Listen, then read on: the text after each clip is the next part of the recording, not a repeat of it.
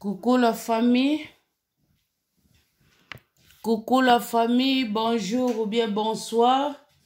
Selon elle, oyo ezali koya kokuta bino. En tout cas, lolenge kaka tolobaka. Kolala kolamuka ezali habitude te. Bandeko, kolala kolamuka ezali habitude te. Lolenge kaka tomesana koloba. Ezali kaka habitude te, ezali grâce bandeko. Ezali ngolu oyo nzamba pesaka ngai na yo. Raison pour laquelle esengeli tozalaka reconnaissant ou bien reconnaissante na nzambe oyo me bien aimé asala likolo na se. Bandeko bokanisi ba oyo bazali kokufa bazalaki na ba projet te. Bazalaki na ba projet lolenge ngai na yo tozali na yango. Lobi na sala boye, lobi na zongisa boye. Me bandeko wana bazwi privilège te ya kosala yango bandeko. Lolenge moko lisusu ngai na bino. Biso batu tozali kotikala bandeko to remexi nzambe wana. Paske nzambe wana azali bolingo. Paske nzambe wana azali kimia. Pona biso bana na ye. Raison pour laquelle mes bien-aimés esengeli tozongisaka toujours matondo na nzambe wana. Esengeli tolobaka toujours thank you God. Merci nzambe. Ozali mobateli malamu. Ozali komonisama na kati na bomoi na ngai. Yango wana oyo esengeli na biso. Bongo bandeko na ngai. Lolenge kaka ndenge to mesana koloba. Libanda ya Yesu bomoi ezali te. Bandeko libanda ya Yesu bomoi ezali te. Esengeli na biso tokangama na nzambe wana. Nzela oyo tosila kopona. Yango nde ezali nzela malamu pona ngai na bino bandeko na ngai. Ezali nzela malamu. To regretaka te. Quel que soit mi pepe. Quel que soit loko ekoki kotugisa biso. Kasi ngai na bino totingama. Ndenge David abandaki koloba. Nazalaki jeune. Pe nasili kokola. Natikali komona te juste azala abandonné. Natikali komona te. Bandeko na ngai. Juste azalaka jamais abandonné. Mais bien aimé, juste azalaka jamais abandonné. Oyo ba français baloba na biso. Après mbula eyaka bon temps. Mais bien aimé, quel que soit mon pepe ya ndenge nini. Juste azalaka kaka mulongi. Bandeko juste azalaka kaka mulongi. Masumu na biso bandeko. Yango ezali kokabola biso na nzambe. Nzamba azali bolingo. Et puis tobosa na kate nzamba azali tout puissant. Azali puissant te mais tout puissant mais bien aimé. Tokangama na nzambe. Nzambe azali malamu mingi pona ngai na yo. Bandeko na ngai lelo. Tozala biso. La sije kaka. Oyo tobandaki. Ngai na bino la fois passé bandeko. Sije wana esilaki te. Yango wana. Na linga ki bandeko na ngai. Na silisa yango. Pona ngai na bino. Lolenge kaka lilobe ezali koloba na biso. Boko yeba verite. Pe verite wana ekosila kokangola bino. Bandeko na ngai. Verite wana ezali nde parole de Dieu. Toko yeba bandeko. Mais bien aimé parole. Na tango tozali ko pratike yango comme il faut. Alors parole wana ekikangola biso. Mais bien aimé parole de Dieu. Yango wana ezali vraie prophétie. Na biso bana na nzambe. Tozelaka te balobi na ngai boy. Tata mwasi na nga boy. Mama wana penza mwana na nzambe place azali ko sepela po balobi boye. Balobi boye. Non mais bien aimé. Même parole de Dieu elobi. Oyo ezali révélé. Ezali condamné. Mais bien aimé. Ezali condamné. Soki yo ezali kotelemela yango na ba prière. mais soki yo ozali kotelemela yango na bapriere te, eloko moko oyo ekozala kondane ezali te. Oyebi vérité c'est bien bon, mais bien aimé pona eloko wana oyo oyebi, pona eloko wana baprofetize na vie na yo ezala na impact te, esengeli otelemela yango na bapriere eno pona basakoli pona yo ale yo monike eza nango lisusu kondane te, eza lisusu na impact te na vie na nga. Non, mais bien aimé ekozala na impact. Bandeko toyeba parole de Dieu pona parole wana eya kokangola biso. Mais bien aimé, ndenge ka na uta ekoloba, tozali ko continuer enseignement na biso ya la fois passée. Oyo tosilaki komona mwasi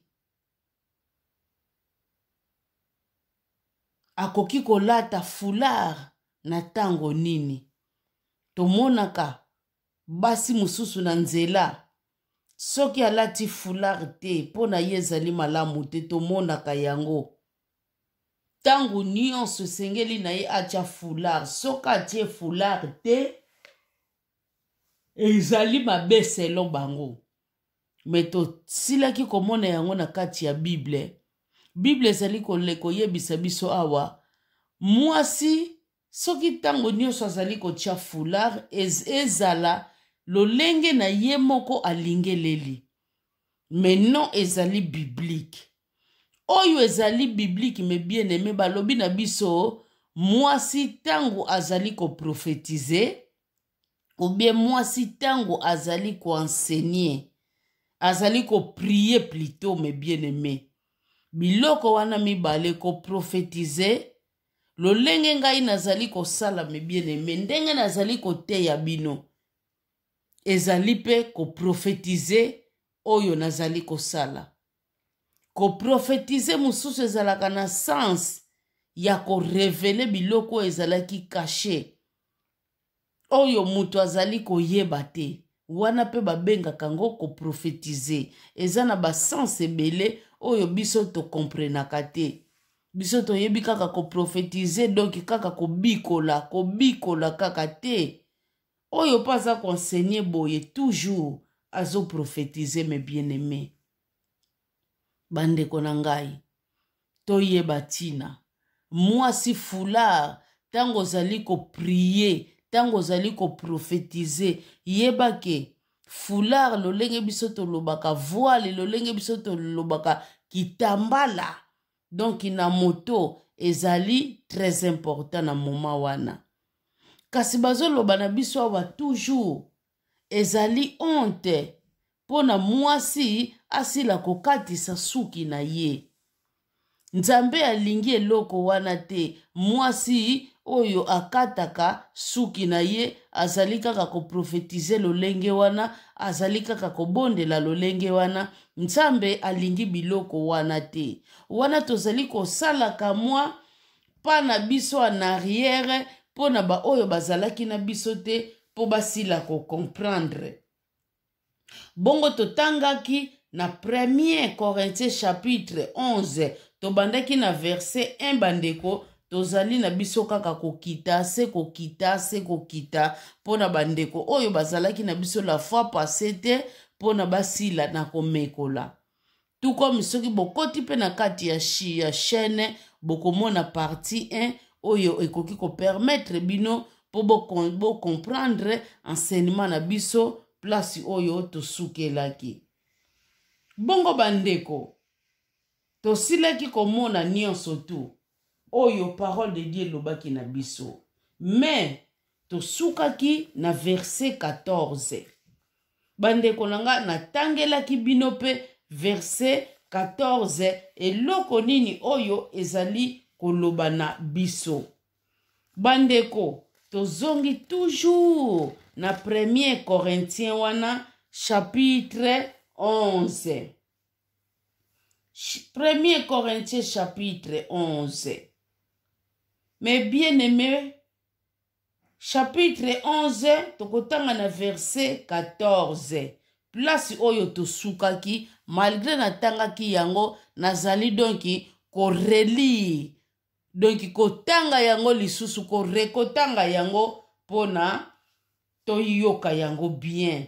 Balobi na biso awa, la nature elle-même ne vous enseigne-t-elle pas, mes bien-aimés, même nature, ngai na bino mes bien-aimés, ezali même pas côté ya biso. Balobi na biso awa, c'est une honte pour l'homme de porter de longs cheveux. Ezali honte, mes bien-aimés. Ezali soni pe mawa. Pona mobali asila komemaka basuki ya milai. Mes bien-aimés, tomonaka yango.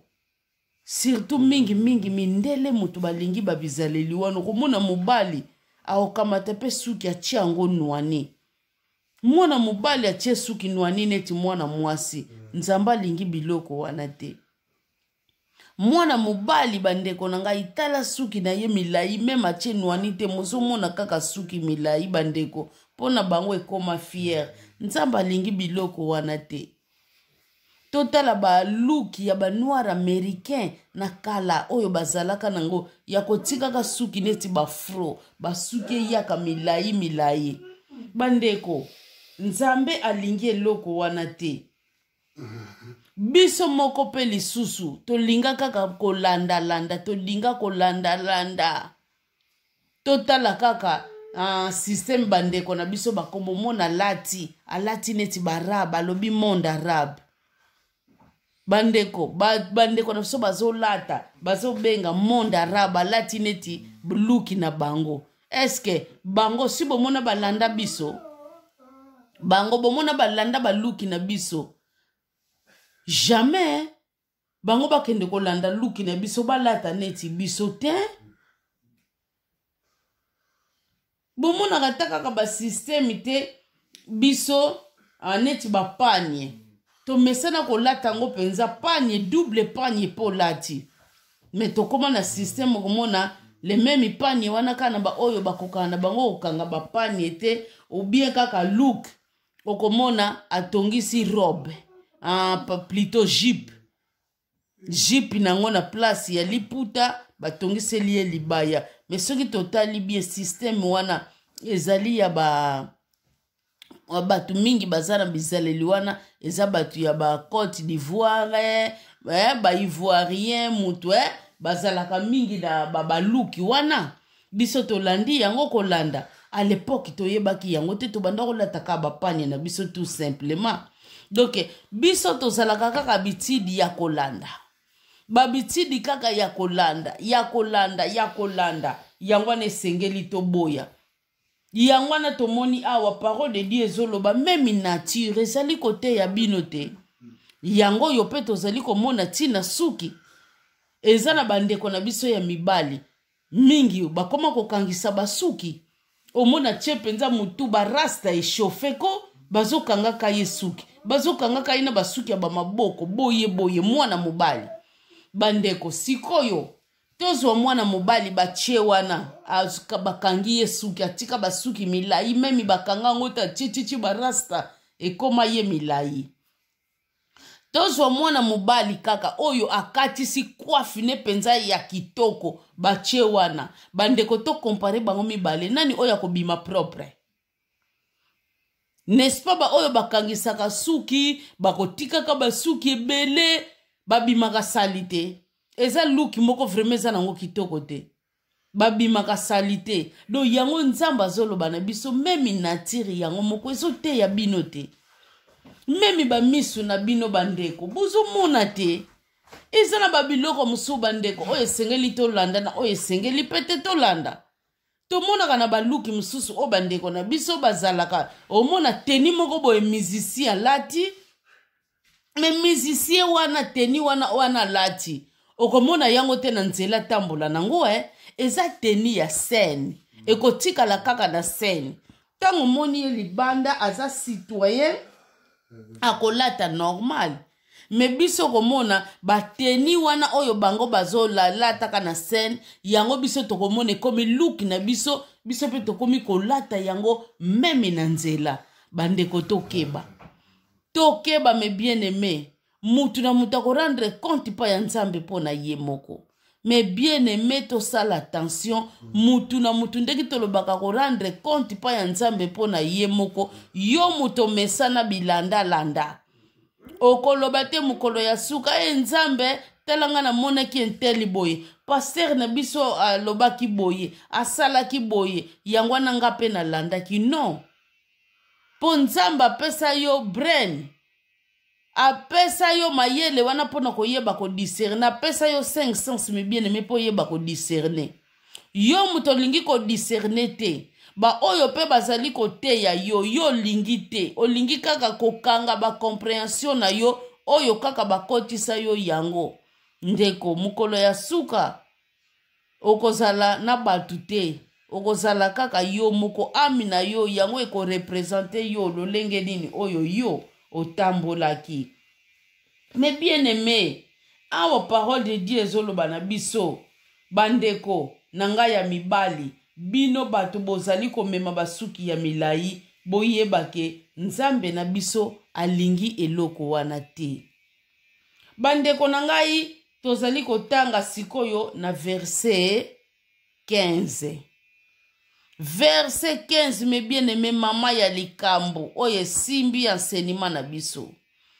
Verset 15 bandeko to linga to comprendre yango. Ezali malamu mingi pona biso bana na ye. Na verset 15 bandeko na tangi balobi na biso awa, mais que c'est une gloire pour la femme, mes bien-aimés.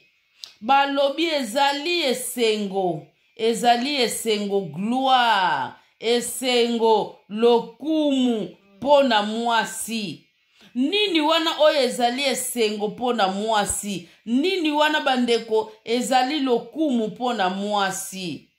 Balobi na biso d'importer parce que la chevelure lui a été donnée comme voile, mes bien-aimés. Awa balobi na biso ezali esengo. Na verset 14 balobi suki ya milai ezali onti pona mobali.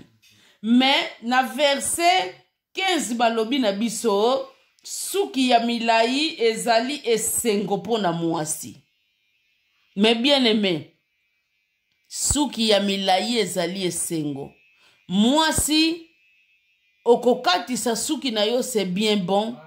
Katisa yango na raison moko oyo ezali donc palpable oyo ezali ya bien. Mais kokatisa ka suki pamba na lolenge oyo esengeli nango te, yo zokatisa ngo kaka yeba ke ezali esengo na yo oyo yo ozali ko kimisa. Parce que ezali bongo biblique bandeko, liloba ezali nango makasi te. Biso moko to miyisisaka ngo makasi bandeko. Awa tozali kaka kotala volonté de Dieu ne oyo alingeleli biso. Bandeko bolinga kaka te parole de Dieu o bazali kote ya bino kaka balobaka na bino recevez. Recevez wana bino bozali kosepela makasi. Mais soki ba memeli bino kaka na ba sujet msusu ya ba sanctification bino bolingi eloko wana te, c'est pas bien. C'est pas bien mes bien-aimés. Nzambe alingi eloko wana te ata moke. Mes bien-aimés, parole elobi alingi tozala sauver pe tokoma na connaissance ya parole na ye. Yango na foto lobelelaka ba sujet nyonso. Totakaka ba sujet nyonso mike pona bana ya Nzambe bakoma complètement complet. Po bana ya Nzambe bazala bien instruit bandeko. Aba balobi na biso au contraire mwasi suki ya milai ezali bongo gloire pona ye. Ezali gloire pona ye bandeko. Awa na lingina tira attention na bino kaka na eloko moko. Balobi na biso nini? Parce que la chevelure lui a été donnée comme voile. Mais bien aimé, balobi pona nini? Balobi suki ya mwasi tango oyo ezali milai donc yango wana ezali donc bapesaki ye yango lokola voile. Alors mes bien-aimés, eloko esengeli toyeba donc voile suki ya mwasi tango ezali milai yango wana ezali ko représenter voile na ye. Yango ezali ko représenter voile na ye. Donc eloko oyo bandeko esengeli balekaka toleka ngai na bino na kososola yango wana. Mais bien aimé, eloko oyo ya mutuya be bien aimé oyo ngai na bino toyebaka kaka te na kososola yango oyo. Eloko ya mutuya bandeko yango oyo ngai na memeli bino oyo bandeko na biso esengeli ba comprendre bandeko. Awa balobi na biso eloko ya mutuya yango oyo. Mwasi suki na yo, suki ya mwasi bandeko ezali lokola voile.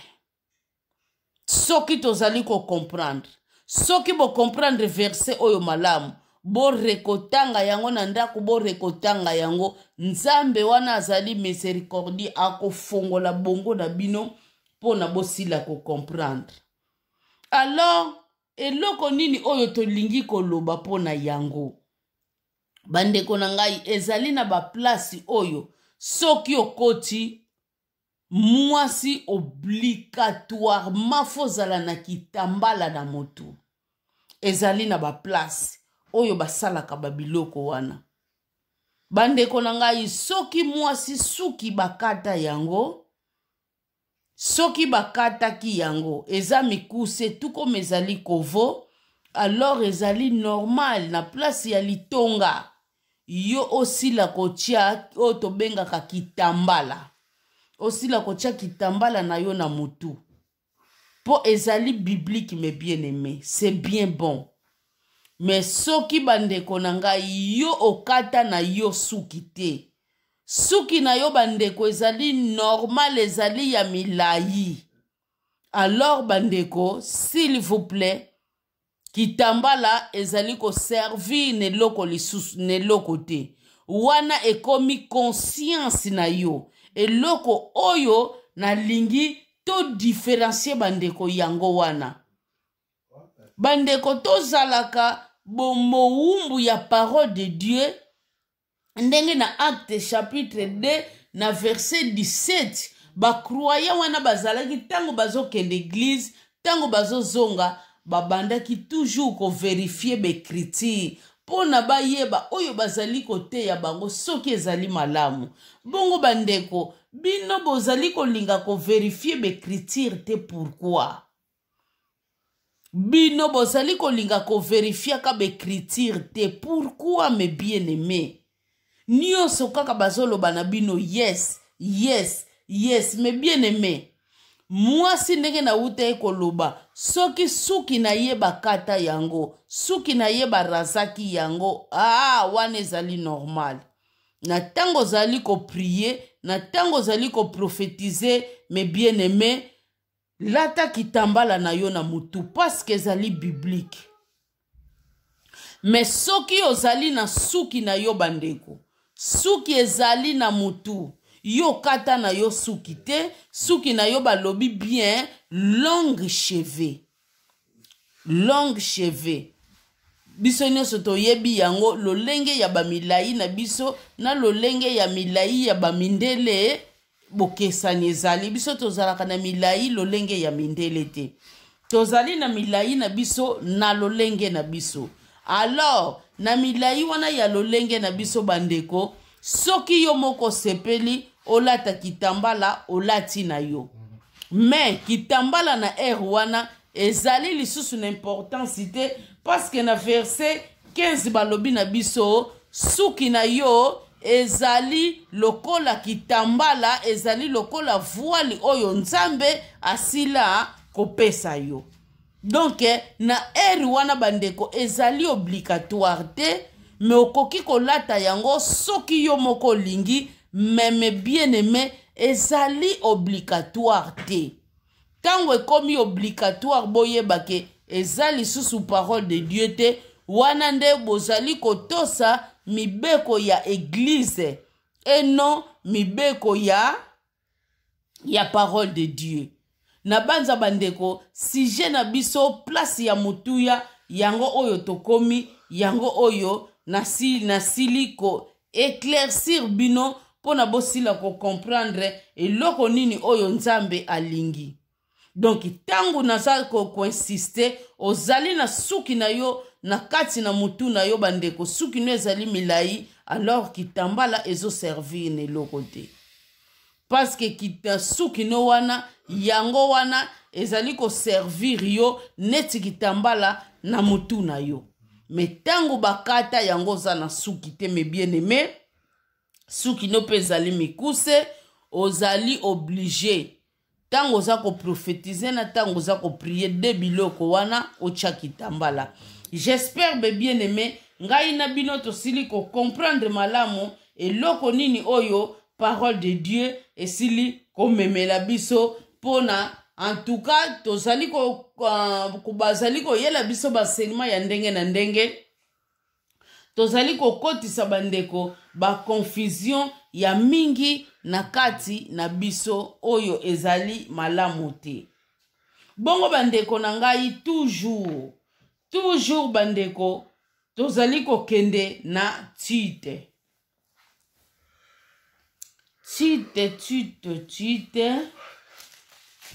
Tite me bien aimé après Timothée. Na ba oyo balingaka na bango kotanga liloba après Timothée, tokokoma bongo na Tite. Tokokoma na Tite me bien aimé, Tite chapitre 2.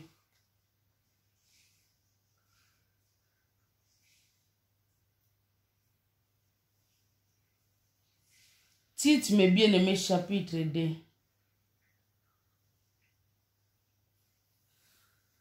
J'espère beaucoup.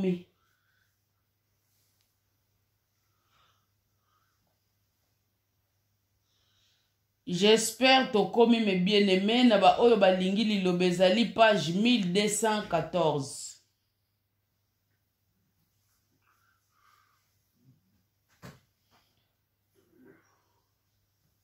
Chapitre 2 mes bien-aimés, nazali kotanga na verset 1.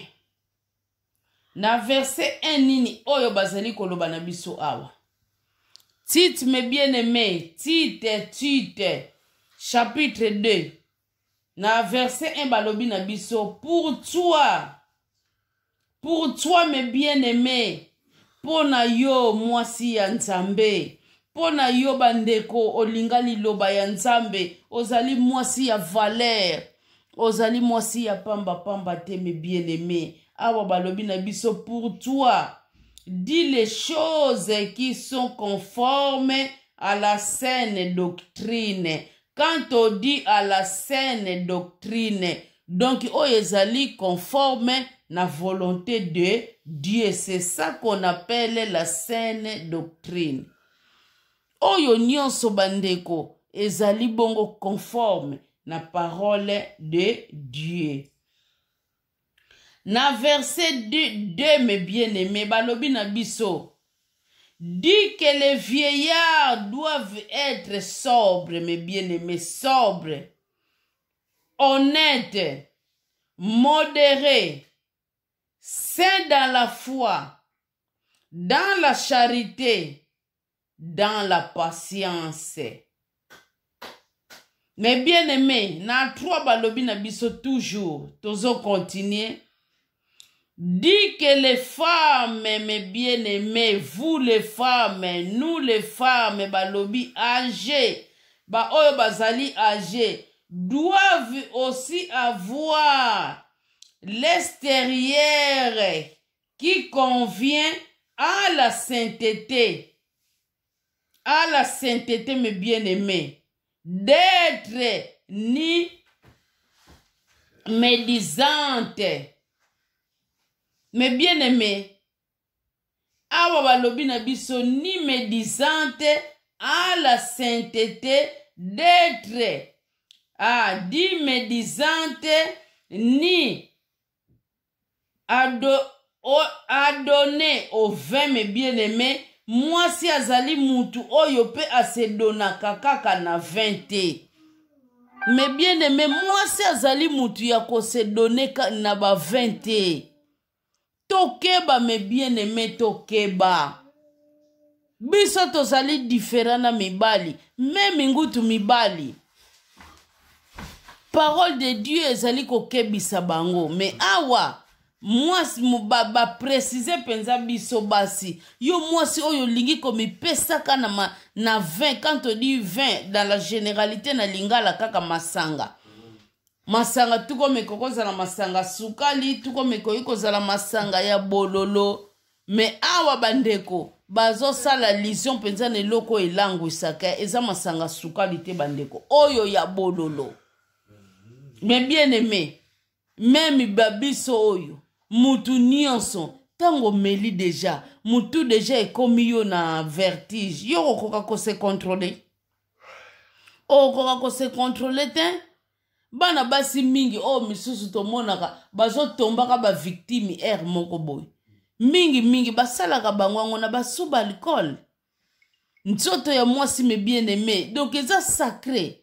Il faut faire attention. Moi sozo mutu okoki ko se donaka na ba alcool te.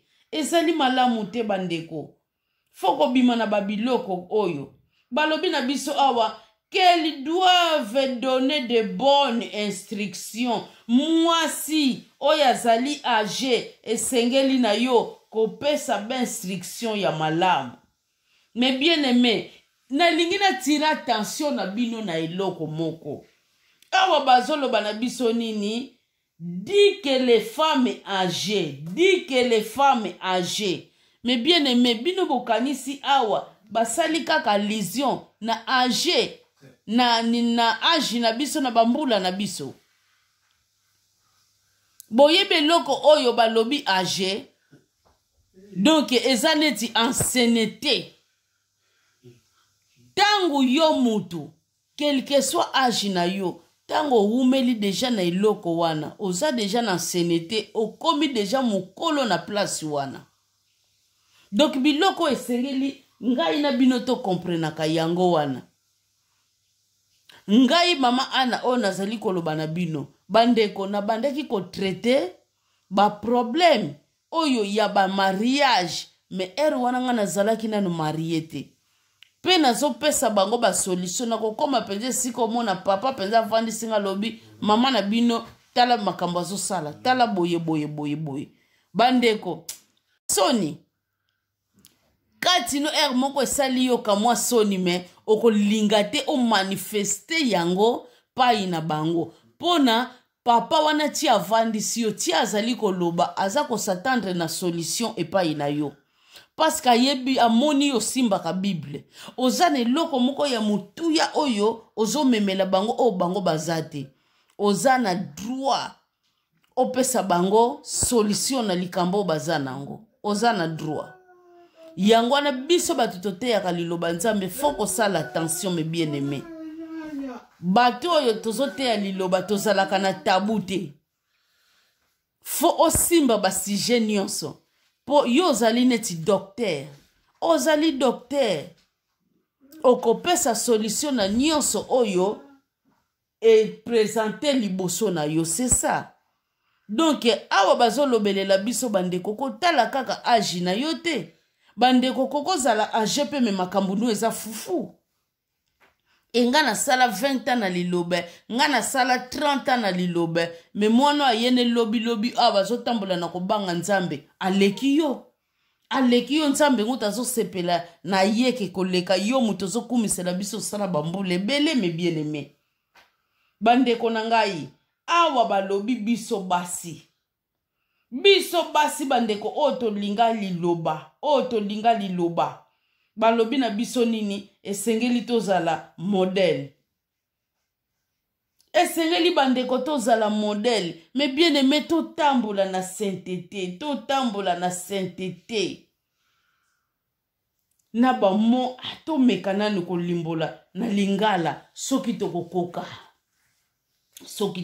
mais bien aimé aba balobi na biso awa esengeli na biso batambola donc na sainteté mais bien aimé sainteté donc ezali kouta na mon saint donc papier oyo ezali pembe sans tache c'est ça mes bien-aimés malgré nous péchons d'une manière ou d'une autre mais toyeba ke nzamba lingeleli biso mabete nzamba lingeleli biso vi ya masumu te nzamba lingi totambola na sainteté eloko oyo ezali sans tache ndenge moko donc marche na biso esengeli ezala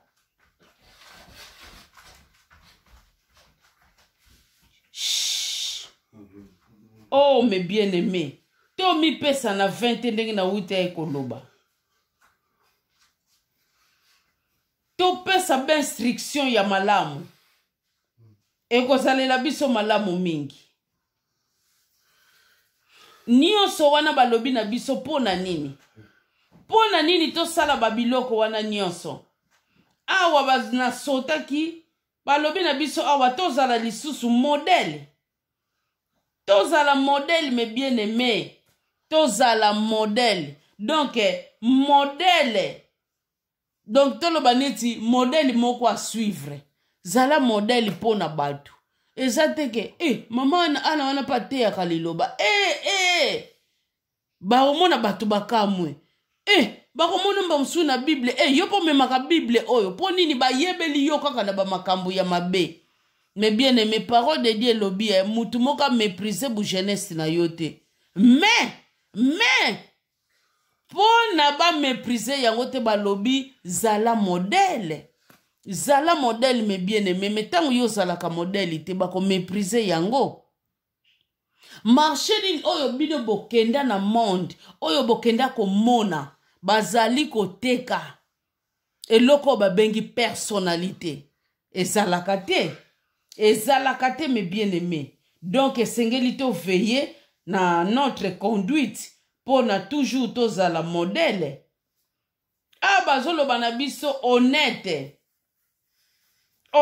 mais bien aimé donc kozala honnête na makambo na yo kozala sembo na makambo na yo bandeko oyo lobi eza nde bongo faut kozala sembo honnête faut kozala sembo mais bien aimé ezali très important na yo mwana na nzambe mais yo mwana na nzambe olingi kozala honnête tolingi kozala sembo te c'est pas bien toloba peut-être eloko musumba musuna koko somba ngo na 12 mais kunanga na olobo na sala na somba kiango na 20 oza honnêteté donc exemple wana faut kozala honnête c'est pas gentil nyonso oyo bazolobelela biso basi babiloko oyo esengeli to evitaka mais ezali pe malamu mingi pona mobali asila pe kozwa yango eza malamu tozala sobre mais bien aimé donc quand on dit sobre donc il faut qu'on s'aille veiller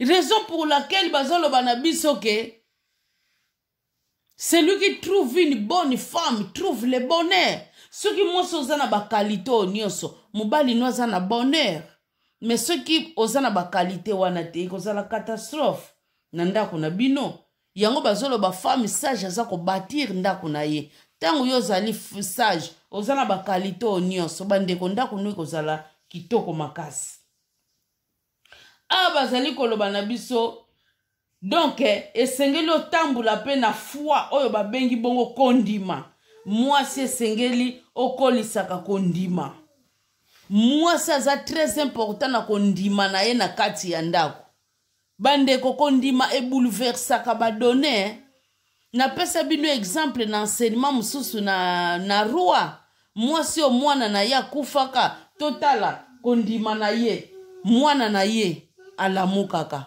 bandeko mwasi esengeli atambola na kondima mwasi aza mutu oyo donc apanikaka te c'est pas bien Ah, balobi na biso dans la charité, mes bien-aimés, dans la charité. Charité dans l'amour de Dieu, dans l'intelligence renouvelée. Awa amour o bazolobelela biso bandeko. Foto yebaka ko différencier babiloko wana. Amour ya mwasi na mobali te, wana eze eloko mosusu. Ah, bazoloba na biso amour oyo nzamba azali ko recommander biso tozala na yango. Donc na mayele ya sika. Eno na kibomutu lata mayele ya sika. Dans l'intelligence renouvelée, mes bien-aimés, en manifestation, faut ebimana kati na misala. Balobi na biso dans la patience. Moi c'est sengeli ozala na patience. Tomonaka basi mususu aboti kuna, boti kuna. Bino bokanisa ki mwasi wana. Selon ndenge biso bat na mukili. To rezonaka. Vina ye atrasaki yango bongo bota kuna. Misusu ezalaka kaka eloko moko ya muke e cause tort. Kozanga kaka ba patience ndenge bino bomonaka e cause tort. Bandeko ba papa na biso kaka ki chef nzamba pesa bango tanto ba dekonaka tanto ba salela yango lolenge ya mabe. Ki chef nzamba pesa bango. Me yo mwasi soko zali kozanga patience. Bandeko okobando zalo bomi awoke ya wo regretter ngutu ya liboso si je savais na zala nanga ngutu kuna et comme ki yo déjà trop tard o changer li soupa imususu changer o sali pe kombo bomoni likolo kaka ya patience o yezanga kiyo moi c'est sengeli o développer patience na kati na yo ezali très important bandeko.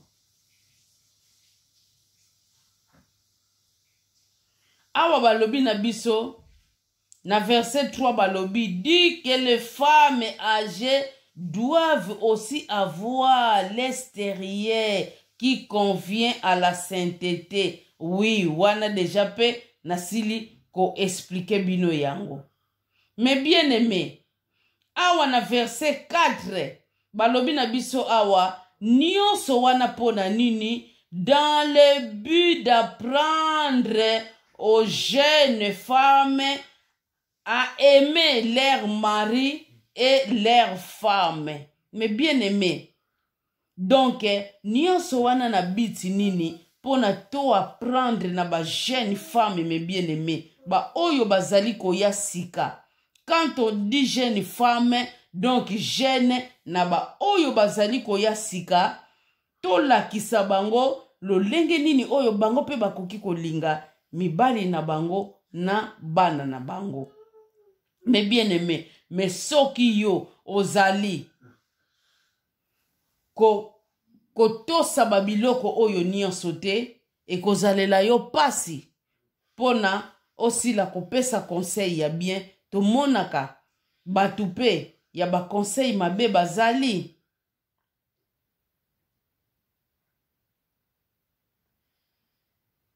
Tomonaka bango bandeko omona kaka boma na yo ango asala na yo boy azongisa no boy omona mama pasteur mokomona adoka za pourri na ba conseil ya mabe. On donne ce qu'on a mes bien-aimés, on donne ce qu'on a. Même ozo sala hypocrisie ngo ndenge ni lolenge na yo ekobima kaka. Awa na verset 5 balobi na biso awa à être retenu chaste, occupé aux soins domestiques, bonne, soumise à leur mari, afin que la parole de Dieu ne soit pas blasphémée. Yo mwasi, na nyonso wana balobeleli biso, pona nini mwasi sengeli a se comporter ndenge wana, pona nini parole de Dieu et si la kozala blasphémete. Ezala blasphémete mes bien-aimés. Moi si fozala na bonne conduite, moi si fozala na bonnes œuvres, surtout bazolobelela biso moi si fo mi pesa na misala oyo ezabongo ya domestique. Mais bien-aimé mukili yango kaka ndenge esokendaka moto. Yango monaka mibali misusu balingaka te basi na bango basala mwasi fatika la kaka na ndako. aokipaka ndako makambo nyonso akipaka ngo ye nde moto azokende koluka vie mpo ndako na ye ezala toujours bien. Po papa soki ake na gauche pa mama ake na droite pa l'air bazongaka catastrophe. Yango wana mingi tokonseyaka malamu mobali asala full time bandeko na ngai ye nakoloba nini full time. Soki papa maya bimeli biso awa nakotuna ye explication na donc full time ezali neti tout juste ma temps plein mes bien-aimés. Yango wana mibali fo basalaka temps plein basi basalaka donc temps partiel, c'est ça ozomona. Mais eza na makoki mususu komona lere bokotala na ndenge bobetelaka bakalkile na bino ezali kosharmonize te. Mwasi mba mususu akende na bateme bangonga muke azwi lisusu kaka donc ya bangonga ebele mpona nini ntango bakosangisa yango esala malamu. Nyonso wana ezali mpona nini basituation banouvelle technologie oyo bamemeli biso ekoti ntina bavi na biso. Meme bien aimé na nyonso wana esengeli toyeba ke toujours tozali bana na Nzambe. Mokili ekoki kodirige biso te me biso bato esengeli todirige mokili. Toyeba ke toza basali ya Nzambe. Pai nyonso tu tozali fo toyebaka kosorganize. Quelque chose ozali kosala tango ya moke, quelque chose ozali kosala tango ya mingi. Yo mama esengeli osorganize. Ndeko moko neti na yebaki okokende kuta yeba ndeko mwasi me okomona ye moi makasi ye safinika ki dive na ye avandi na ye likola mesa ya kiti ye kaka akoyeba ba filme nyonso tu oyo ezolekana ayebiki na herbo na okende boye pan oyo esili na beti boye pan oyo esili boye na beti boye pan mama na kati ya ndako a defo biloko eza kozika na moto me mama na kati ya ndako. Nzambe alingi biloko wana te bandeko. Nzambe alingi yango te. C'est pas bien mes bien-aimés. Tokeba mes bien-aimés. Tokeba. Toyeba ko contrôler nyonso. Balobi mwasi esengeli omipesa na musala ya ndako. Ba papa ba edaka biso pe basalaka me mwasi balobi omipesa mes bien-aimés. Soki ozali mwasi kamata role na yo. Oyo parole de Dieu ezali koloba na biso. Oyo bakongo balobaka komitali selana. Ndenge awa komitala na donc bino mwasina mobali ndenge mundele avota 50-50 donc 50%. Bandeko na ngai tozo kende wapi? Tozo suka wapi na makambo oyo? Tokeba ba mama. Okokanisa koza na direction ozo kendaka paradis. Or koza tout droit na l'enfer a partir ba biloko ozali kosala. Totika kofingisisa liloba ya Nzambe. Mwasi soko ozali na bulembu longola bulembu wana na kati na yo yeba ba role na yo. Zala na doke o se soumettre mes bien-aimés na mobali na yo. Mais dans les bons mes bien-aimés dans les bons. Ezateke mobali na yo aza wrong aza na ndenge ya mabe. Pona parole de Dieu lobi soumission yopo kende na ndenge ya mabe. Non. Nyonso wana pona nini parole de Dieu et se blasphémer te. Pona parole de Dieu et se blasphémer te mes bien-aimés. Bandeko misusu na kubanda ko sote yango pona ta. Mezali malamu mingi Esa malamu mingi. En tout cas titi oyo botanga yango tina suka. Ba mama place oyo toko sukela. Enseignement na biso toko sukisa na biso yango lelo toko continue yango lisusu te oyo pa yo toko suka bo silisa yango mais j'espère toko ko sauter ndambu toko silisa yango.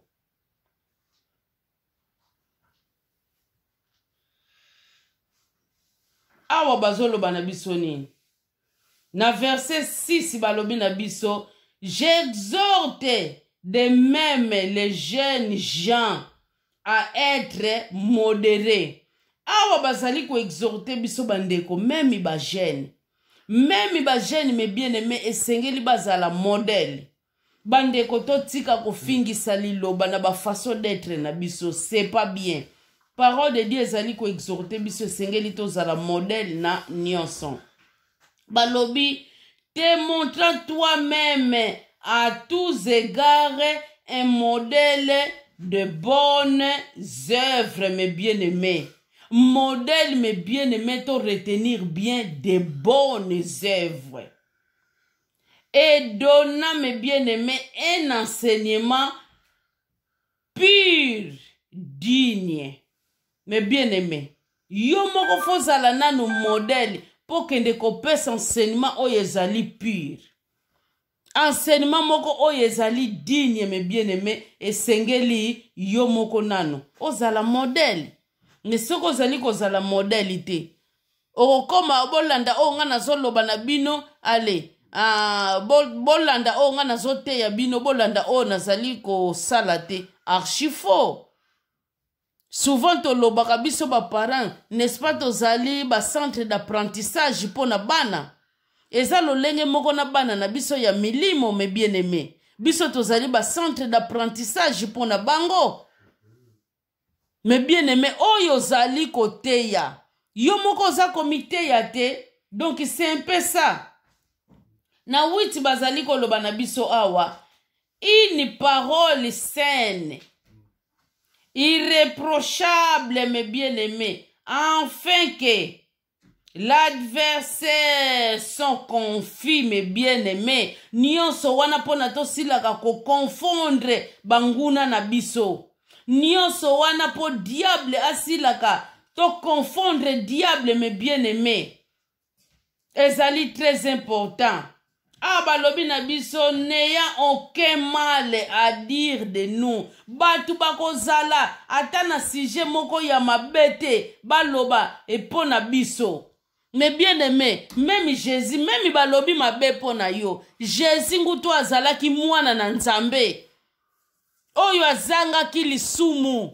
Me mutu nyonso tute mutu alingaki ye. Bongo ngai na yo bandeko. Oyo tozangi masumu te bakozanga koloba na biso. Memi balobi na yo bandeko, yo conscience na yo esala ke ozali kosala oyo liloba ya Nzambe. Esengelaki na yo osala nini? Osala. Balobi na biso na 9, j'exhorte les serviteurs à être soumis à leur maître et à leur plaire en toutes choses et à être point contredisant, mes bien-aimés. Yo mutu olingaka ko se soumettre te na place oyo sanganaka na batu na yo. Mes bien-aimés, na ba dirigeant na yo, yo kendaka ka na CCC. Bandeko ezali mabe. Nzambe alingi bongo te. Nzambe alobi esengeli na biso tozalaka na respect. Respect na ba oyo bazali pe ko dirige biso. Na ba maître na biso ba donc bato bazali ko dirige biso. Ezali très important. Mais bien aimé, ezali très important. Ezali kiboyuma te, ezali kibonini te, mais ezali bongo volonté de Dieu.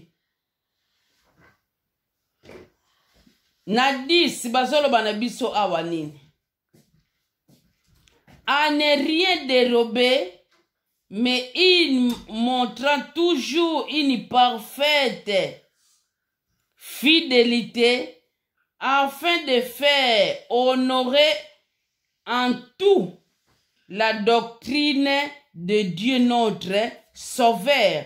Nyonso wana pona nini ezali bongo pona nini. Quand on dit doctrine, donc oyo nyonso ezali bongo volonté de Dieu pona to sila ko honorer Nzambe na biso. Azala toujours na top, mes bien-aimés, ezali na ba façon d'être na biso. Mes bien-aimés, ezali na ba façon d'être na biso. On se manque pas de Dieu, mes bien-aimés. Na 11 balobi na biso awa. Car la grâce de Dieu Source balobi na biso de salut pour tous les hommes, mes bien-aimés, pour tous les hommes. Quand on dit pour tous les hommes, Ezana Mwasi, Ezapena Mobali a été manifesté, mes bien-aimés. Grâce na ye wana bonté na ye, et sila ki kozala manifesté pour na biso bana na ye. Raison pour laquelle, mes bien-aimés, et sengeli tozala reconnaissant, bien reconnaissante na ba bienfait na ye. Oh, mes bien-aimés, tolinga parole de Dieu, bande konangai. Tolinga parole de Dieu, totosa yango, to mettre yango en pratique, ezali malamu mingi, pona ngai na bino. To sote mbala moko, mes bien-aimés, pona temps, na verset 14, balobi na biso awanini. Balobi, qui s'est donné lui-même pour nous, afin que nous rachetions de toute iniquité et de se faire un peuple qui lui appartienne, purifié par lui et zélé pour les bonnes œuvres, mes bien-aimés, pour les bonnes œuvres. Mes bien-aimés, ceux qui osala qui appelé, ceux qui vraiment osali, moi si oyo lingi liloba. Soki oya solo, mes bien-aimés, ozali moi si oyo te ya kaliloba. Soki ya solo, ozali moi si oyo obanga kanzambe. Oyo ozali ko reconnaître ye mutu akela yo, mes bien-aimés. Yango yo babiloko oyo balakisi biso. Ndenge parole de Dieu, mes bien-aimés, ezali ko loba na biso. Tout se conformer te, mes bien-aimés. Na Romains chapitre 12, na verset 2. Bazolo banabiso, ne vous conformez pas au siècle présent, mes bien-aimés. Quand on dit siècle présent, c'est quoi?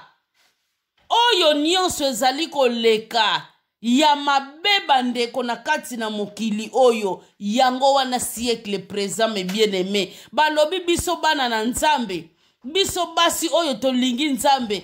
To se conformer na yango te. Me bazolo bana biso nini, to zala nini, renouveler, mes bien-aimés, renouveler. To zala renouveler. Mwana ya nzambe azalaka toujours renouveler. Mes bien-aimés, nyonso oyo bazolo bana biso pona nini, pona ba bonne œuvre. To bengami toujours pona ba bonne œuvre, mes bien-aimés. Mwasi esengeli na yote, pono zali kaka mwasi, o paraître ke nazali kaka nazali. Nzembu moko papa na biso Patrice ayembaka. Mais bien aimé, bongo bakwanga kaka oyo bino bate kaka, oyo bafongolaka makasa, pona balakisa.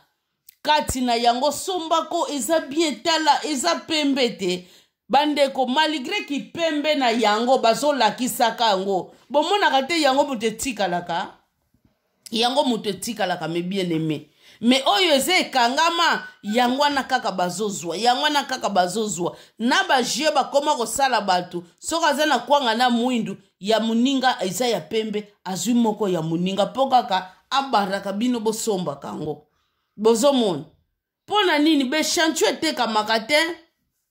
Be chancho yango ne tika laka ya sukati. Mais bien aimé, to se comporter malamu. To se comporter te na siècle présent. Na ba look nyon surtout oyo ezali ko lekana na kati na mukilio. Yo mwana nzambo lingi kaka. O reparaître. Ba mona yo ke yo zali. Ozo bosa na ke ozali mwana ya nzambe. Ozo bosa na ke ozali mama ya nzambe. Ote ya kaliloba. Ozo bosa na ke ozali fille de Dieu. Olingi nzambe na yo po kaka yo sala nini ba mona yo. Bandeko to se conformer na siècle oyo te. Vanité de vanité bandeko. To la ki sa tozali ba femme de valeur. Mais bien aimé, ndenge to wuta ki koloba ke mwasi akoki koteya.